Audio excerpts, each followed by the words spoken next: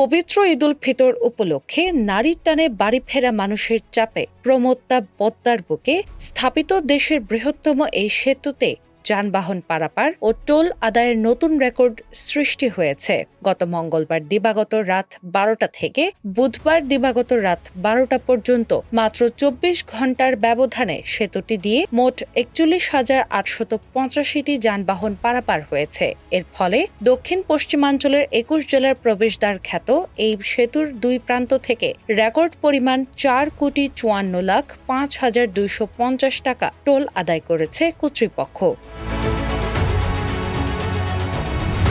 সেতু কর্তৃপক্ষের দেওয়া বিস্তারিত তথ্য মতে গত একদিনে সবচেয়ে বেশি চাপ ছিল মুন্সিগঞ্জের মাওয়া প্রান্তে। এই প্রান্ত দিয়ে ২৮,৩৯০টি গাড়ি পার হওয়ার বিপরীতে টোল সংগ্রহিত হয়েছে ২,৬৬,৯৫,৫৫০ টাকা।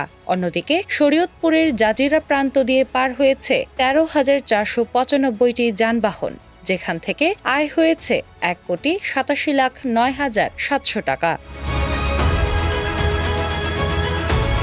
সরেজমিনে দেখা গেছে এক্সপ্রেসওয়েতে যানবাহনের ব্যাপক চাপ থাকলেও হাইওয়ে পুলিশ ও সেতু কর্তৃপক্ষের সমন্বিত প্রচেষ্টায় যান চলাচল স্বাভাবিক রয়েছে। মোটরসাইকেলের জন্য পৃথক লেন এবং টোল প্লাজায় অতিরিক্ত বুথ চালু রাখায় আগের মতো দীর্ঘ সময় অপেক্ষার বিড়ম্বনা নেই।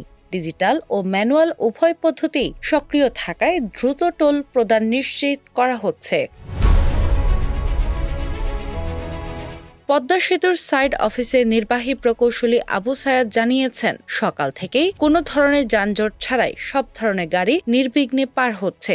বিশেষ পর্যবেক্ষণ টিম ও আইন শৃঙ্খলা রক্ষাকারী বাহিনীর টহল জোরদার থাকায় যাত্রীদের নিরাপত্তা নিশ্চিত করা সম্ভব হয়েছে। সংশ্লিষ্টরা মনে করছেন, ঈদের আগের দিনগুলোতে যানবাহনের এই চাপ আরও বাড়তে পারে, তবে পর্যাপ্ত প্রস্তুতি থাকায় বড় ধরনের ভোগান্তির আশঙ্কা নেই। ফেরি নির্ভর প্রাচীন যাতায়াত ব্যবস্থার বদলে পদ্মা সেতু এখন দক্ষিণবঙ্গের অর্থনৈতিক ও যোগাযোগ ব্যবস্থার প্রধান চালিকা শক্তি হিসেবে নিজের সামর্থ্য আবারও প্রমাণ করল। টিনা ইসলাম, বাংলাবাজার পত্রিকা।